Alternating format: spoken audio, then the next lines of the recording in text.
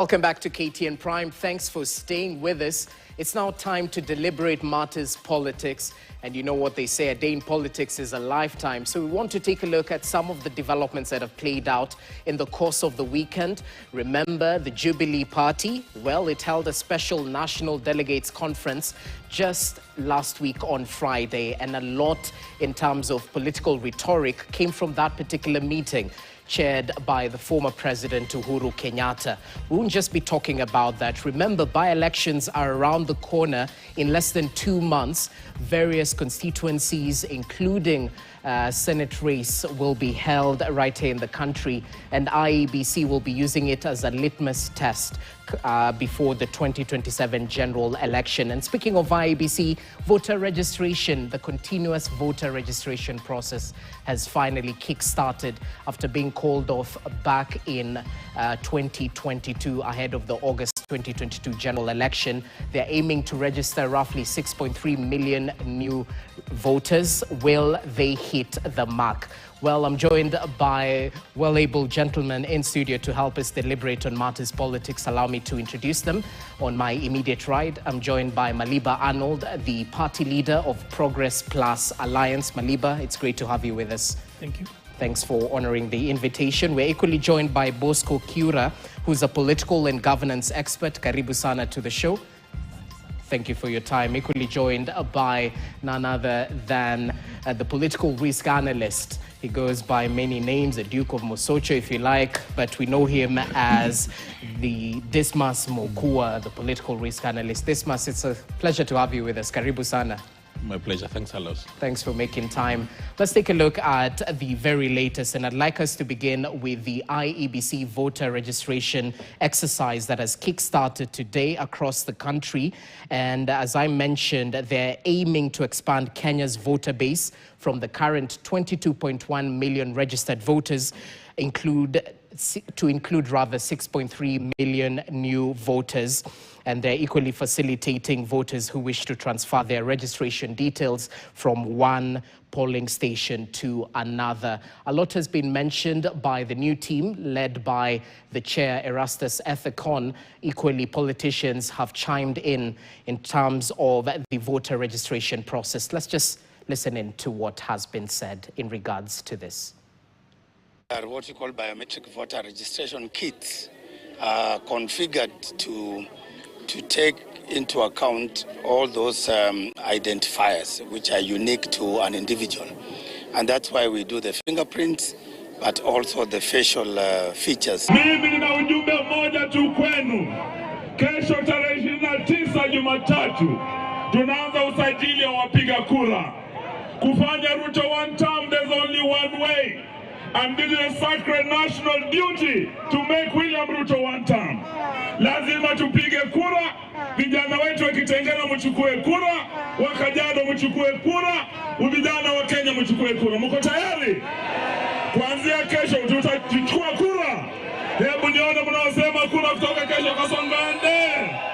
Naomba nyinyi majinsi, kuanzia kesho muende kwa polling station zenyu, tuanze kuregister tupate kadi ya kura. Election inakuja 2027. Watu wa Panama tupa nje. Watu wa maendeleo rudisha kwa kazi. Jenzi, mko tayari? Mko tayari? Hiyo ndio kadi ya maana kabisa. Ukitaka kutoa ule mfisadi, tafuta kadi ya kura. Toa mfisadi apotee aende nyumbani. Ukitaka kutoa ule wapanga makelele tu, hakuna maendeleo, vote him out. Tafuta voters card. If you are the one changing leadership in this country, tumia voters card. Tumeelewana tena kuregister. Hatutaki kufika siku ya kura watu wamekaa tu nje ya polling station huko na uliza nini uchapiga kura, una wino. Na saa hii tutakuwa naangalia ni nani amepiga kura, ndio tunampatia kitu. Naangalia wino yuko kwa nini? Basi wino yuko basi. Niona kushauri kidogo. Kuliko kukaa tu huko ujiregister. Enda register, tuweke viongozi wa maana kwa ofisi. Kuanzia hapa, naona huyu mheshimiwa akienda kwa wodi yake mrudishe. Hapa ni Guyani, mheshimiwa Mugabe anafanya kazi nzuri, arudishwe. Sababu na baraza mnaona namna gani? Mnaona namna gani? Sawa, sio hivyo? All right, sentiments by various leaders, including the IEBC chair, Erastus Ethekon, on how they'll be registering voters using technology this time around. And remember, IEBC wants to register voters, roughly 6.3 million new voters from the current 22.1 million voters registered. And I'd like us to begin on this particular note, because looking at the 2022 general election, or rather the run-up, IEBC registered 2.5 million new voters against a target of 6 million new voters. Between 2013 and 2017, IEBC added a total of 5.2 million new voters. So that sort of begs a question in terms of the targets and by how far they'll miss those targets of 6.3 million new voters if we borrow from past instances. I'd like to begin with you, Dismas. How will this IEBC deal with voter apathy? Because this was a sore issue in the run-up to the 2022 general election, when the continuous voter registration process was ongoing, and even during the 2022 general election, we experienced voter apathy, especially amongst the youth. This time round, a target of 6.3, do you expect them to hit the target? How will they deal with voter apathy? Well, you know, setting targets really is not a big deal, because it's just clearly an indicator of where they want to go. But as they plan to achieve those targets, they must work on the trust deficit or the trust crisis within IEBC. That it appears that majority of Kenyans do not trust IEBC to deliver a free, fair, and credible election. And in doing so, they need to work on that trust deficit or crisis by focusing on three things. Number one, by assuring Kenyans that they enjoy institutional independence as IEBC, that they have immunized themselves from external factors. Then number two, individual independence, that the officers within IEBC will also exercise their powers and their capacity without external factors.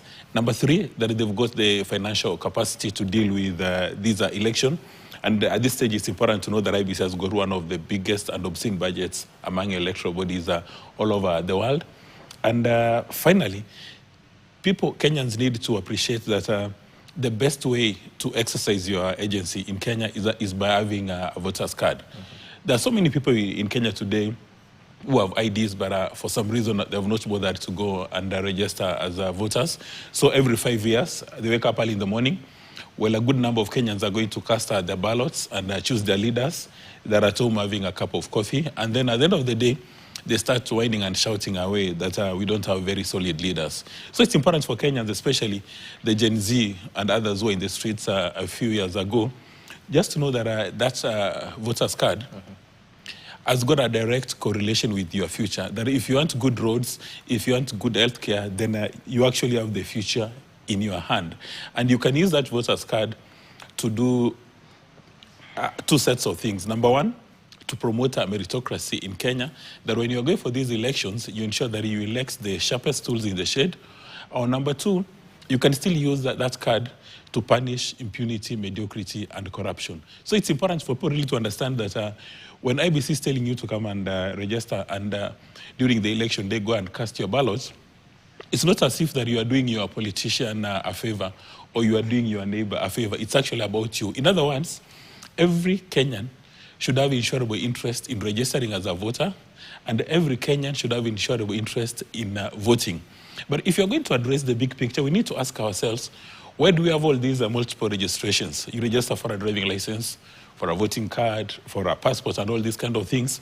Why can't we just make it that anybody who is a Kenyan above the age of 18, when you register as a Kenyan, then we can have some sort of technology embedded in the registration documents that automatically go and cast your ballots.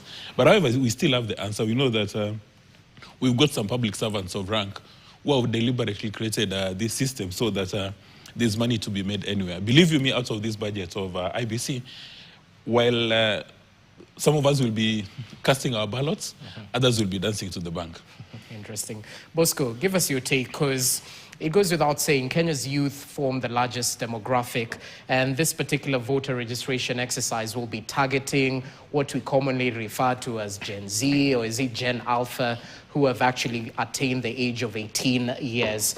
In order to bring real change in a country, they always say you have to have that voter's card. You can choose in mediocrity, as Dismas has mentioned, or you can choose to vote out corruption and whatnot. How impactful will this particular voting registration exercise be in 2027 as you look at the political landscape? How impactful will this exercise be? Okay, thank you very much for this, and I would like to start on a different note, and outside this topic, I would like to relay my condolences to the families that lost, there are people who lost their families in this accident in Nakuru.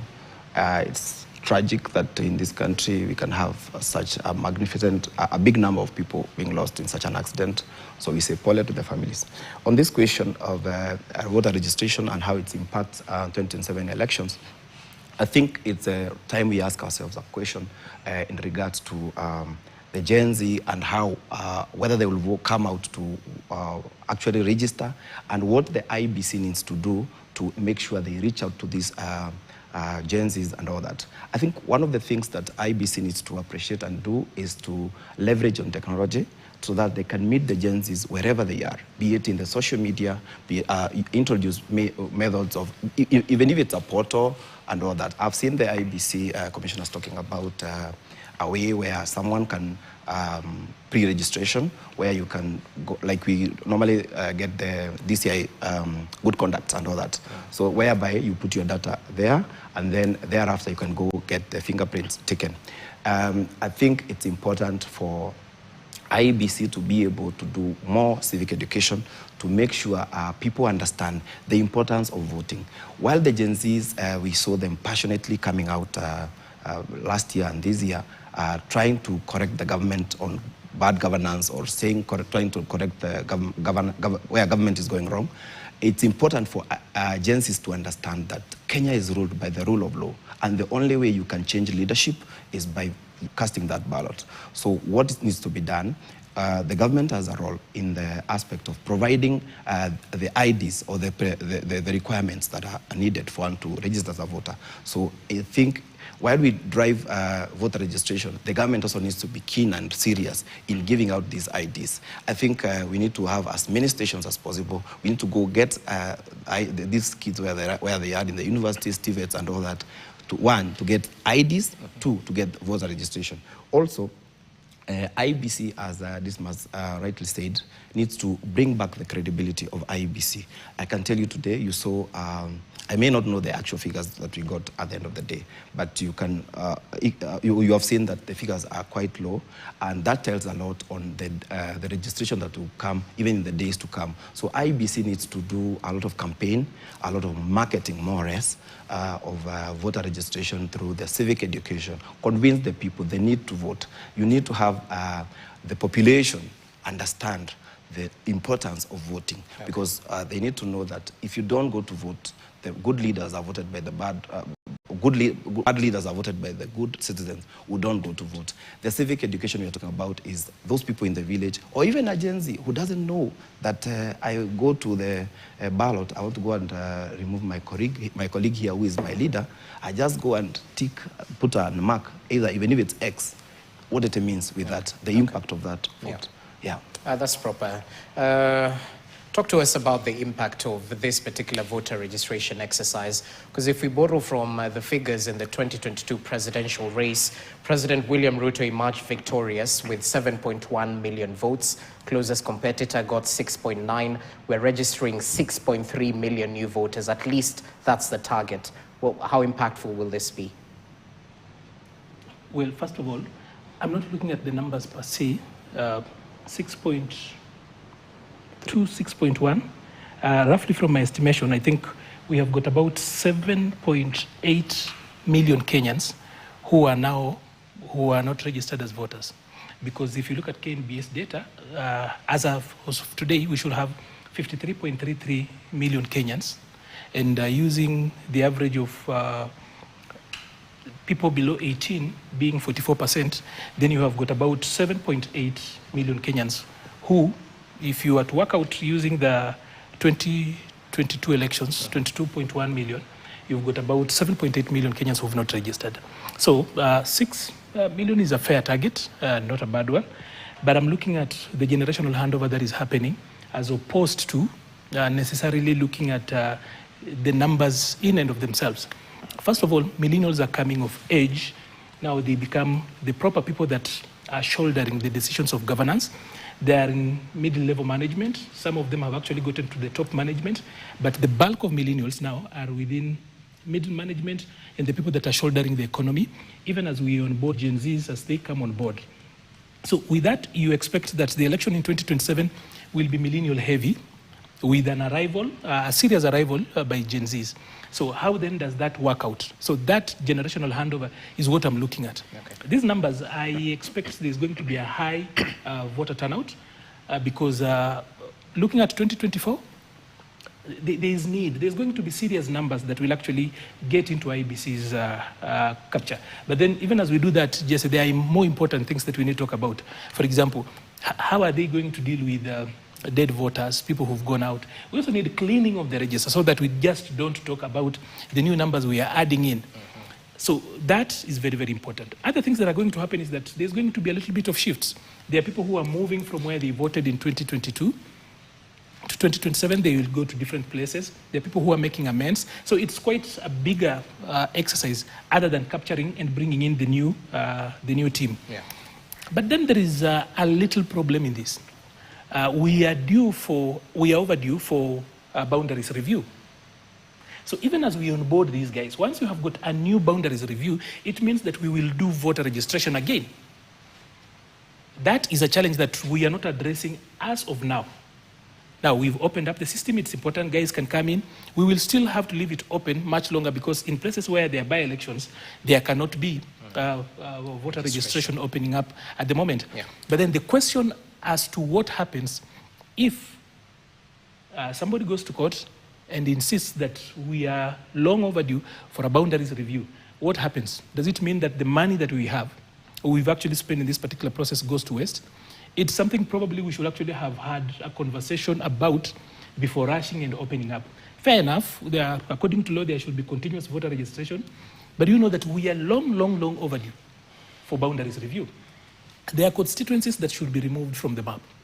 If the parameters we have is anything to stick by, there are new constituencies that we should actually be bringing on board, okay. Others by being split up because they have over and above, places like Ruiru, for example, over and above, it's actually like 3 constituencies. So how then do we deal with that particular issue?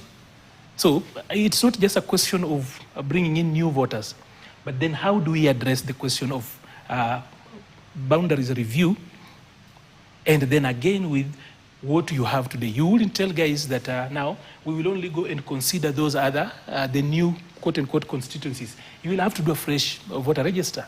So it's a question that probably at this point we are not talking about it, but it's also a real and possible one in the next 2 years or so. Okay. Dismas, I'd like you to shed more light on that particular matter, because if you look at it, IEBC is walking a tightrope. When it comes to the budget, I think the budget was slashed by roughly 4.5% to 57.3 billion from 61.7 billion. That's to cover the 2027 general election. They're equally staring at a constitutional crisis, as he mentioned, when it comes to boundary delimitation. I don't know how practical it is in terms of conducting the boundary delimitation before the 2027 general election. Is this something feasible given the strict timelines we are facing constitutionally? And qua ground, they've just been formed right now. Can they take up that challenge and do it? It's an emotive process. Having spoken with a number of subject matter experts and constitutional lawyers, most of them are of the opinion that it's not feasible. And you would even remember a gentleman by the name of Krigler spoke about our election preparedness. And the only reason why we don't have these things in place is, again, the political class. One forms the impression that they did not want to have an IEBC formed a long time ago because it could be a threat to their security of tenure or their continuing stay in office. So it appears that everybody's agreed that it may not be feasible. But going to what really, really what is the purpose of an election? Is to elect every 5 years to get a set of new leaders. So for me, I think that is why we should place a priority. While you have these other obligations that you are supposed to meet, if it's not feasible to achieve them, then maybe we should put them on the back seat and look at the germane issue that what really is the purpose of this election. Is that every 5 years, we've agreed as a nation, we are going to get a new set of leaders. And now we should start asking ourselves, what kind of leaders are we going to get? Instead of it just being a mechanical process. Like, for instance, the National Assembly and Senate, we say there's going to be a turnover of about 90%, but so what? Yeah. So we should start asking ourselves that what is the quality of people that we are going to elect? And we've said these things times above number, that we need them to have character, capacity, and competence.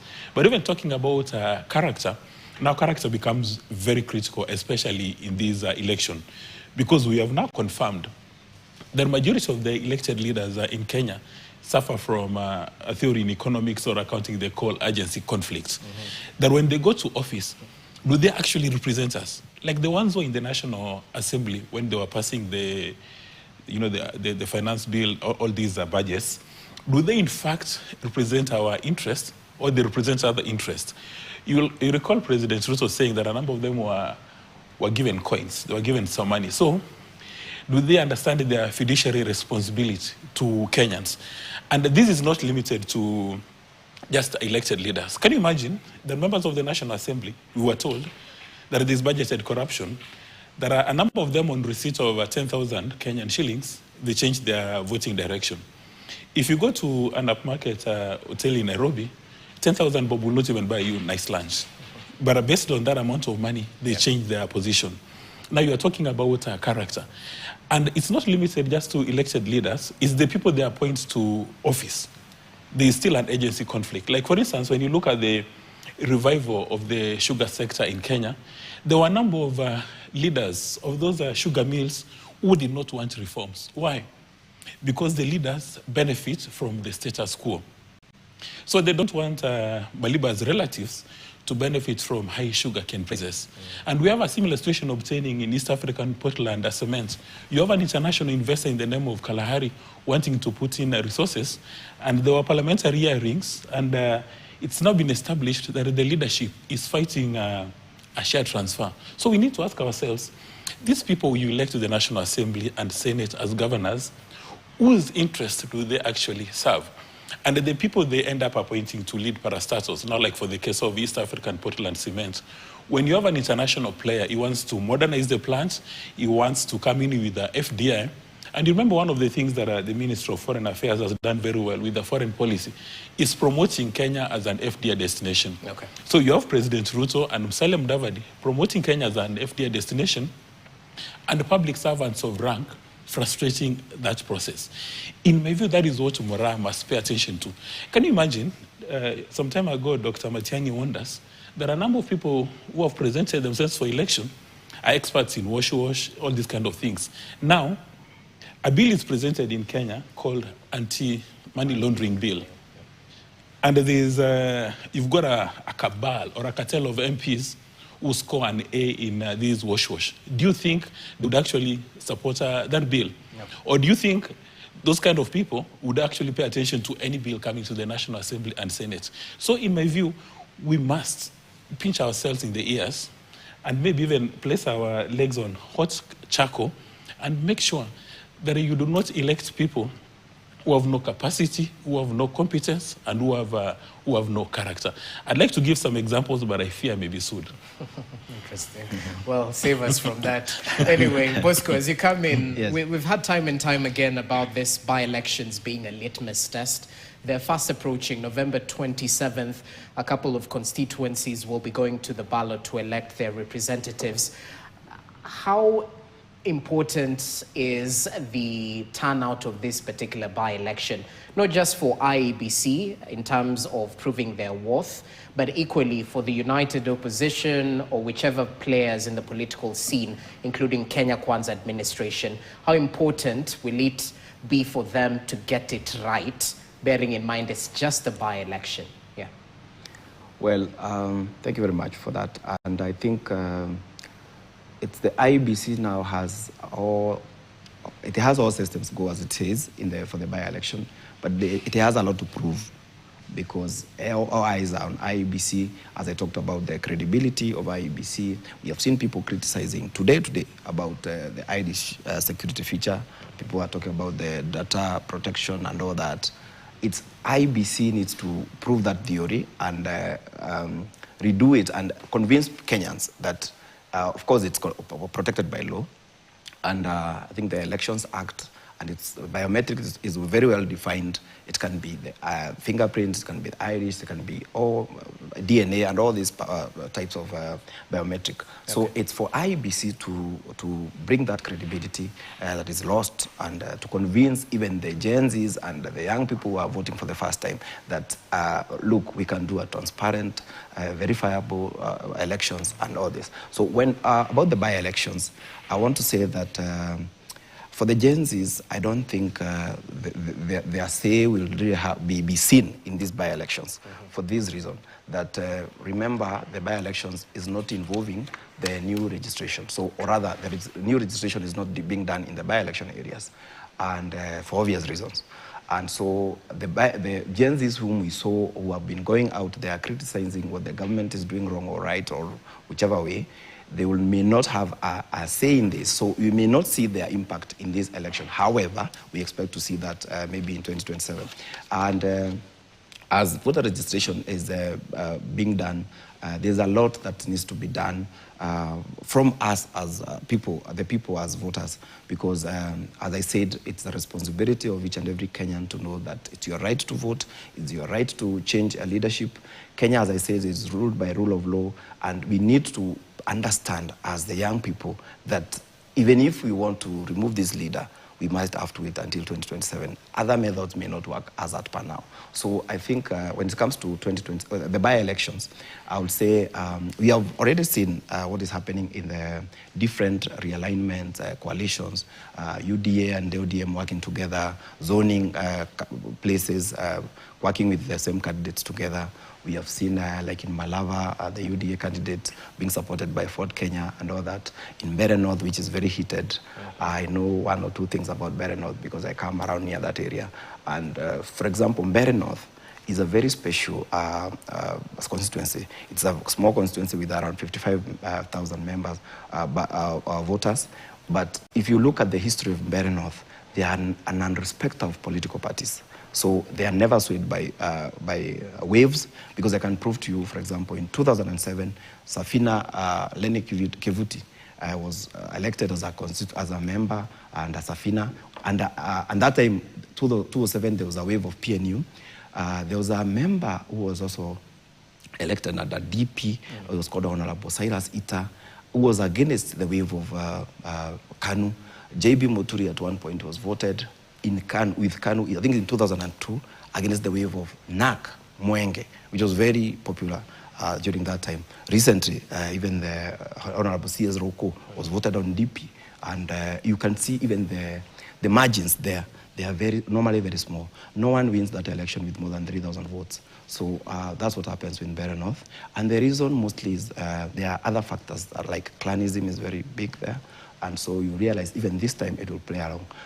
When you talk about the by-elections and how voter registration will impact the by-elections, we said they are not being recruited there, no recruitment of new members. But you'll see like the national politics will play a big role on these by-elections, because like in Mbeere North, as I've said, it will be messy, like Moses Kuria said, and it will have casualties, whichever way it goes. Okay, yeah. Interesting. Well, what was your analysis of these by-elections? Will it be a proper gauge of a party or coalition's popularity as we head into 2027? I think these by-elections are coming in at a not so good time, where you can actually gauge where the national momentum is headed. You cannot use the by-elections to actually try and foretell how 2027 will look like, largely because that decision was made last year. The election in 2027, if William Ruto wins the election in 2027, it's not an election William Ruto will have won. it is an election the opposition will have lost. As in, that was already decided last year. So if, and I have to use a big if William Ruto wins in 2027, it's an election he will not have won. It is an election the opposition will have lost. Because in 2027, it is an election that the opposition really has to struggle and snatch defeat from the jaws of victory. It's theirs for the taking. And any other thing you see around here, really this particular by-election has nothing. Because you see, in 2002, Kenyans did not go in to vote Mwai Kibaki. In fact, even as they gathered in Uhuru Park, they were singing Yote Yawezekana Bila Moi. It wasn't Yote Yawezekana na Mwai Kibaki. It was about the system they wanted out. Ordinarily, and the data has actually been there, you know, they normally say that data does not lie, but liars use data. And we see that a lot in this country. So there has been word that Kenyans decide whom to vote for 2 years to an election when it comes to the presidency. But if there is any consensus across the country, it's just one consensus, that people know whom they don't want to vote for. They are not sure whom they will vote for. And that is why you see there is a struggle to bring in frameworks to try and force people into a framework. But you see, in the art of deception, and election is actually so much about deception. A lot of the wars we fight, whether they are wars of the mind, even military wars, are largely about deception. So you have to force somebody into a framework of your thinking so that then you can control the outcome. But the people have already gotten out of that particular framework. That's why the question keeps up popping up. If you're not voting for this particular side, which side are you going to vote for? Are these so and so? Is it Kura, for example, you're going to vote for? So they are trying to force that particular narrative. But that is taken care of. Okay. And that is why I do not think so much that this by-election is any indicator to how 2027 will look like. Because the issues of 2027 were settled in 2024. That is done. That's why I'm laughing at what my brother here, Mokwa, is saying, talking about sugar, for example. I come from the sugar planting zone. I come from Mumias. Partly I went to school through sugarcane money. And I will tell you, there are a lot of people asking questions that there's not so much production on the ground. I asked that question in this particular set, that the president decided to become the company secretary for Mumias Sugar, went to Mumias and declared bonus. There were no books published at that particular time. Everybody else elsewhere has actually been asking for their own bonus. It has not shown up. So when you hear him talking about, and Mokwa is a man who's actually with a lot of business intelligence, he knows that a lot of sugar is being smuggled into this country, it's being repackaged, and it's being sold as local sugar. You know, sugar is only second to drugs, hard drugs, when it comes to how much it's actually sold across the world. It only rivals coffee. And he knows what is happening. You go around the industrial area, they are all over. These things are things that are known. Okay. So he is also talking about the good things that people are talking about. I just want to remind my brother Mokwa that when the children of Israel were actually trying to go back home from Egypt, he's a Christian, so I will use that analogy. There were so many things that would make the children of Israel try to remain back. There was affordable housing in Egypt, but the children of Israel had to go. They were sleeping in tents. So there are things that can actually hold them back. And by the way, there's even a theory that only a fifth of the children of Israel crossed over. There are other people who remained back, probably cheated by things like Shah, affordable housing, and good food. You see, like the food that is being served at State House. That is what some of the children of Israel were talking about, manna and good food that was being served there. So I do not think that this by-election speaks, or rather the outcome of this by-election reflects about 2027. The 2027 question was settled by June 2024 on 25th. And it's for the opposition to lose. This is an election for them to lose. Okay. Yeah. Mokwa, briefly, on matters to do with by-election and, of course, sugar matters, First of all, Arnold Maliba has eloquently misunderstood what I meant to say. I spoke about agency conflict, whether the people who are running the sugar mills were actually responsible or interested in the shareholders' interests and the farmers' interests, or whether they were pursuing their selfish interest. And I gave an eloquent example of the East African Portland cement today, where you've got an international investor who wants to put in resources, and the senior leadership is against that because When you get these FDI coming in, they're going to turn the status quo upside down, and some people may lose some privileges. That is number one. Number two, for IBC, the challenge is actually not in because they do 6 elections, the challenge is not in MP women rep, it's only the presidential election. So for this by-election, I don't think IBC needs to prove anything. And then when you talk by-election, and that is the elephant in the room, when you have some political parties that are not going to field candidates during the by-elections, they would easily say that they don't matter. But remember, how did President Uhuru Muigai Kenyatta pronounce himself? He established the TNA, and he ensured that during those by-elections, that his 2 candidates won. What was the consequence? Everybody in those strongholds knew that if you're not in TNA, it was nice doing business. You remember Ole Sakuda, and I can't remember the name of the MP from Kangema, the one who took over when Mishuki passed on. So, if you've got political capital today, you go to the by-election and you pronounce yourself. Like, for instance, if you're running a political party and you say it's a national party, go to Burabu during those MCA elections and present your candidates. Go to wherever there's a by-election and present your candidates. And if your candidates win, then people will take note. But again, you know, we're in the political space, and Maliba talks about the art of deception. So there's a lot of deception going on. Okay, interesting. Can I correct something kindly? Just before we have to kindly. We have to bring in Bosco as well. Yes. I just want to correct something he said. You'll get your time. Yeah. Let's just talk about this matter. Bosco, as you come in, I have to perhaps bring in what the former President Uhuru Kenyatta had to say as he broke his political silence last week Friday during the Jubilee Party's special National Delegates Conference. He slammed his successor for eroding key gains made by the previous regimes. He equally revisited the handshake, noting that his attempts to unite the nation by reaching out to opposition figures was sold to Kenyans as an attempt to erode democracy, only for the same politicians to castigate him and form a broad-based government. He equally mentioned how Rigathi Gachagua is establishing a party claiming it's built on foundations of regional balkanization. A lot was said, and it equally warranted a clapback from the pro-government leaders. Let's just listen in to some of the reactions. Many of the gains we had in the past have been eroded.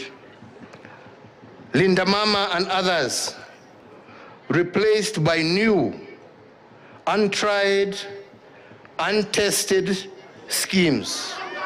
Ndipo nilikuwa nawaambia hii story, watu walikuwa wanazungusha sijui hasla, sijui huyu ni mtoto wa single mother, si huyu ni mtoto wa dynasty. Lakini kusema ati wewe sababu wewe umezaliwa na single mother, hiyo ndio qualification yako ya kuchaguliwa. Hapana, njoo uambie Wakenya ni nini utawafanyia. Pahali popote umezaliwa, haja ni nini unawafanyia. Anyway, hapana. Nimeona rais amestaafu Mheshimiwa Uhuru Kenyatta, rais amestaafu ambao tunaheshimu. Anasema ya kwamba Linda Mama program ilitolewa na serikali ya Mheshimiwa Ruto. Jameni, mpango ya Linda Mama ingali iko, ile iko kwa sasa ni Linda Jamii. Linda Jamii. Mpango ya kuhakikisha kwamba ile premium ya vulnerable mothers inahakikisha kwamba watu wote wa familia wanawekwa ndani kwa hiyo mpango.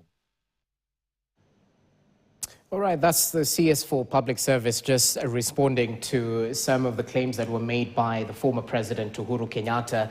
But Bosco, as you analyze the Jubilee's NDC that was held on Friday, talk to us about the significance, the political significance it has in the clamor for the vote-rich Mount Kenya region. Because we heard from DCP saying Jubilee, these are spies. At the end of the day, DCP is the main party in Mount Kenya region. Yes. Treat the others with, suspicion it deserves. Yes. So talk to us about the fight for Mount Kenya region and the place for Jubilee in all this. Okay. Thank you very much. I would like to disagree a little bit with Maliba while we enjoyed his preaching on the Israelites and all that, that was good. But on the issue of by-election, I want to tell him that it has a lot of impact, specifically in Mount Kenya, as you have said. When you look, for example, in Mbeere North, it's one of the heated constituency by-election. Why? The chairperson of UDA comes from this county. That's Governor Mbarile. The gentleman who just spoke, CS Roko, is the one who was elected in that under DP. And also, Kithure Kindiki and Gachagua have always been fighting who is kingpin or whatever in Mount Kenya, and specifically Mount Kenya East. So, and also, William Ruto and also the united opposition, we have seen realignment, consensus, dropping candidates and all that. So we cannot rule out that by-elections will not have impact, showing even what will happen in 2027. Why? Because whatever happens, even in Malaba, wherever it will be, whoever candidate wins, politics is about perception. So people get perception that, oh, DCP is popular here, Jubilee is popular here, and things like that. When you look at former President Uhuru Kenyatta sentiments and what he said about all these things, what I can say is this. President Uhuru, former President Uhuru, to me, from where I sit, he has the advantage of one thing. Right now, he just spoke one day, one statement. Gachagua went panicking. He doesn't know, people don't know whether Uhuru Matiang'i is in opposition or in government, because Uhuru, where he stands, has an upper hand over all the other. Why? There are three people right now who control the politics of this country, whether we like it or not. William Ruto, Raila Odinga, and Uhuru Kenyatta. You can add others, but as it stands, the major players when it comes to, because we can talk about the broad-based, ODM and UDA. Okay. Then talk about the united opposition and all these other people. So when Uhuru just speaks, Uhuru has the monopoly. He can take Jubilee, whichever he likes. If Gachagua is annoyed, Gachagua has always told us, Uhuru is our son, we want him to be respected and all that. Okay. He ate his goods. He did this and other things. So he is in a very delicate place when Uhuru comes in the arithmetics. He doesn't know whether we saw Uhuru with William Ruto in State House the other day, hitting shoulders, and these people are friends and they have a history from where they have come. I want to say this without fear of contradiction. In Kenya, there is this table of big players, the big boys. And it's controlled by, among others, the people I've just mentioned. That's why you saw Gachagua try to find a table in that seat, and he was thrown very fast. So what happens with this is that Gachagua needed to have waited for his turn to be invited properly in that table. And that's the problem also with Kalonzo. Kalonzo has always tried to find space in that table, but he has never been waited for his turn to follow maybe the clan to be given by elders or someone to come out of that table so that he can be able to come in. What I mean with this is the politics that will happen in Mount Kenya, whichever way these by-elections go, they have a lot of impact on, like for example, in Mbeere North, Jubilee, does Jubilee even have a candidate? There's a disability, somebody who is able differently, called Jacob. With Pauline, the deputy organizing secretary of Jubilee, said clearly they don't have a candidate there, but the candidate himself said he has already paid and he has a candidate. Right, we have seen DCP sitting ground for Democratic Party. Yeah. So there's a lot of things that will happen in these by-elections, and mostly, like in Mbeere North, it will depend on how the big players, for example, in the national politics, will behave towards the election. So from where you sit, the mountain listens to former President Uhuru Kenyatta and not the DCP party leader, Rigathi Gachagua. Yeah. Okay, interesting. And he's the one who even made us believe that. Maliba, what do you make of Uhuru's re-emergence and his stake in the Mount Kenya region? Does Jubilee spoil the waters or dirty the waters for the DCP party leader? Just before I respond to that question, sure. I needed to actually correct Mokua said that I misunderstood him eloquently. He's the one who didn't listen to me. He was waiting to respond. My contention with him was that he misallocated agency to the wrong group. when he spoke about some leaders who did not want the restructuring and quote-unquote bringing in capital into the sugar sector. What happened in the sugar sector is that there was no restructuring or bettering it. What has happened is that people have set ground to actually take up the land, just the same way the molasses plant was taken in Kisumu at some point. What has happened is that these guys have just shared amongst friends to take up those nuclear acres, and they are very large pieces of land. So what the noises you had, the voices you had speaking, were people who were speaking for the people. That was really representation. So you have misallocated agency. Be that as it is, I really love what is happening to Uhuru's statement. You know, today, if you just want to get votes, you don't need to think anything new. You just need to revert to Uhuru's policies, not because they were the best, but if you compare with what is happening today, I do not expect, I'm surprised that we are all surprised that this government is behaving with Linda Mama the way it is. If you have got a child in high school, they took away Edu Afya. If you can take away Edu Afya from children, today if your child gets sick in school, the school simply calls you to pick your child and take him to hospital. They did that and they don't care. We have got people who sacrifice a lot. Theirs, at the ultimate point, the people in the security pay with their lives. Look at how government has played games with the police medical cover over time. If they can play games with the police medical cover, whom can't they play with? They can take away children's Edu Afya and they politicize and it's now gone because they were looking for a way. They've played around with the police and teachers, for example. For the last about 4-5 years, the teachers' medical cover that used to work so well, now teachers don't know even how to get treated. It keeps on changing because it's big business, and for them, that's how it works around. So the lesser we speak about this administration and how it's getting around these issues, the better. And I have said this before.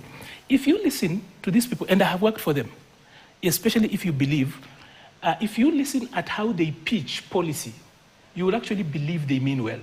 Until you check at the business model underlying that good policy pitch, then you will realize that it's simply a tap that goes into their own pockets. So be that as it is, I do not think that, as Uhuru speaks and everybody on that other side is making noise.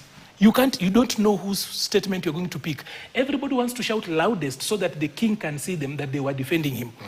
Good policies do not need to be defended by a choir over people who are not even singing in sync. Ruku says this, Harriet Shigai says the other thing. You are going to meet PSS elsewhere shouting, MPs everywhere from one statement. You know, that policy should be able to defend itself. Then here, Bosco says that what happens, we were talking about national elections. We were not talking about Mount Kenya kingpinship.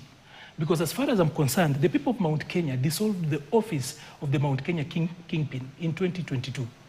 And I think probably it has been rotational after that. I think probably the current kingpin for Mount Kenya could be even Murega Baichu or even Jerry Maina for what it is. Because Uhuru Kenyatta was the last Mount Kenya kingpin. So if this by-election, according to Bosco, is what determines how the national elections will play out in 2027, then I do not know his political barometer and how he reads it. That will take care of local issues, because in Embu, where he speaks about eloquently, he will know the issue about the Mbere and the Embu and how that actually plays out, and then the clan thing. So literally, a little fight in Embu cannot be the determiner of how the national elections will look at. I have told him, and he knows, he's repeated here, Gen Zs, Gen Zs, and Gen Zs. He's actually very passionate about it. I can tell him that Gen Z is already established where the country goes in 2027. The rest is just going. And by the way, for purposes of actually just moving very fast, it's important to actually set the record straight here. That in 2027, there will be only 2 horses and 1 donkey. For obvious reasons, there will be William Ruto. The second other candidate will be Kalonzo Musyoka. And if there is any other addition, then it will be Matiang'i. Outside of that, it's not going to work. Well, you've counted out Raila Odinga. He threw a spanner in the works, saying, don't count us out come 2027. No, if Raila runs. Yeah, I'd like... If Raila runs. Yeah, Dismas, give us your take on ODM and their chances to fill the presidential candidate in 2027. And equally, this unity in the united opposition, will it last the test of time? Very loaded questions. First of all, when former President Kenyatta had his Jubilee meeting, the person who seems to be irritated is actually Rigathi Gachagua. And regarding Gachagua, for a long time has now positioned himself as the Lord King of the opposition, as the prefect of the opposition. And you notice that when the President Kenyatta attended this NDC, he started throwing tantrums and attacking Dr. Fred Matiang'i, simply because he wants to be the prefect and he wants to be the Lord King. You notice he's not attacked any other political parties from Mount Kenya. He's straight gone to Jubilee. So what this meeting has done is, for the longest time he's been saying, I've got 7 million Mulima votes in my pocket. So he's the one who's supposed to be dishing them out. Okay. But President Kenyatta has upset the ball game. And in my view, Rigiji must run away from his behavior. The way he's behaving today about the united opposition in Kenya, and people are starting running away from him, it's for those reasons that he was kicked out of office as a deputy president. Because he has concretized tribalism. Can you imagine you want to be the leader in Kenya, and every time you open your mouth is about Mount Kenya, Mount Kenya, Mount Kenya, Mount Kenya, which is condescending. And then on your second issue, when you look at the body language of Mr. Raila Odinga and President William Samoei Ruto, probability of Mr. Raila Odinga supporting William Ruto is extremely high. However, there must be a disclaimer that Raila Odinga has perfected the art of pursuing his selfish interest to the hilt. So, as they say that it's not yet over till the fat woman dances, also for Raila Odinga, in my mother tongue, they say don't start preparing ugali till you actually see him. But the probability of him supporting Ruto is extremely high. Okay. United opposition, will it stand the test of time? Briefly. I say this. I want to agree that Uhuru was given the mantle of kingship, Mount Kenya kingship by Kibaki. Whether Maliba likes it or not, that's the reality. And we have seen even Gachagua saying that and even supporting that. Gachagua has always been saying, as my colleague has said, there are wheelbarrows in Murang'a, there are other wheelbarrows where... So he has problems with all the other wheelbarrows, all the other political parties, including maybe his political party. But he doesn't have... Now he has a real problem here, which is Jubilee. So what is happening is Gachagua has been scuttled and all that. And the problem is in the coming elections, if you look at what has happened to Matiang'i, Gachagua is scared by any other person, not any other person, but Matiang'i, not Kalonzo, not anyone.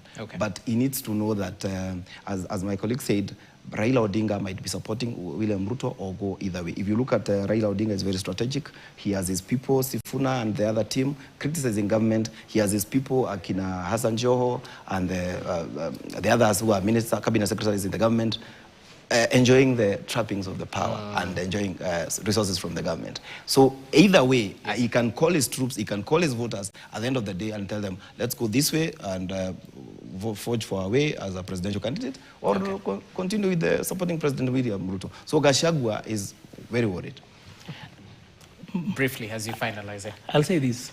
If Raila Odinga runs in 2027, Raila will not be running to compete. Raila will be running to help William Ruto win. That is the only reason Raila will run in 2027. He has already spoken and he says he has no plans of leaving power, and therefore, if out of their mathematics they think that to force a rerun and then to cool off things and then force people to probably vote with them during the runoff, that is the only reason why Raila will be running. And this, for the first time, will be Raila coming out clearly as a project that he has always been. If Raila runs in 2027, he will be a project of William Ruto. Interesting. Will the united opposition stand the test of time? Yes, no answers, briefly. The united opposition, whatever that is, has no option because the people have already decided to cast the die with them.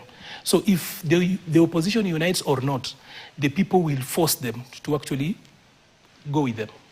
They will not stand the test of time because most of the principles, some of them have no ground of their own. They have no following. If you look at JB, if you look at Martha Karua, all of them. So it will happen that there will be the other factors, like maybe bought, this politics. So William Ruto might not have a serious candidate to run against him in 2027, and he might end up the bitter truth. He'll be the president, and that's politics. Finally, Mukua. There's no united opposition if Rigiji retains his position as the prefect of the opposition or as the Lord King. But if he decides to melt away and he gives the opportunity maybe to Dr. Matiang'i or Kalonzo Musyoka, then you'll have a very big united opposition. Because among all the principles within the united opposition, he wants to bully all of them. It reminds people of a long time when you go to high school, the ones which were not well-cultured. St. Mary's School, Yala was well-cultured. There was no bullying. But this time around, Rigiji wants to bully. Can you imagine? He wants to bully Dr. Matiang'i. He wants to bully everybody else. Is that possible? No. Okay, interesting. Let's see how the cookie crumbles. Let's just get this correctly. I think we are getting it wrong. William Ruto's real opposition is the people. And the voice of the people is the voice of God.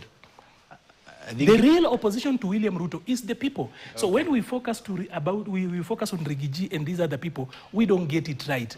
Because people did not follow Rigiji. Rigiji followed the people. Even the people from the mountain had already abandoned this administration. It's Rigiji who followed them. All right. It's not the other way around. I think Maliba is a principle in United Opposition. I guess we'll continue after the show. But gentlemen, thank you so much for your input. Your analysis means a lot right here as we try and make sense of the political developments that are playing out in the country. Maliba Arnold, the party leader of Progress Plus Alliance. I didn't ask you if you're fielding candidates.